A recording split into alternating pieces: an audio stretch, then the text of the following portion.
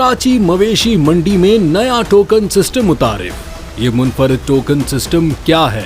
आइए जानते हैं। कराची में नॉर्दर्न बाईपास की मवेशी मंडी में अब कुर्बानी के जानवरों की खरीदारी और रकम की लेन देन होगी शफाफ और महफूज तरीके से, क्योंकि मंडी इंतजामिया ने अपनी नौइयत का पहला और मुनफरिद टोकन सिस्टम मुतारिफ करा दिया है। मंडी इंतजामिया के मुताबिक इस नए निज़ाम के तहत मवेशी मंडी में आने वाले हर व्यापारी और उसके मवेशी की तस्वीरों पर मुश्तमिल डेटा तैयार किया जाएगा और हर जानवर के बदले व्यापारी को एक मुनफरिद टोकन फराहम किया जाएगा। व्यापारी मवेशी की फरोख्त के वक्त वो टोकन खरीदार को फराहम करेगा, जिसे दिखाने के बाद ही किसी भी जानवर को मंडी से बाहर ले जाने की इजाजत होगी।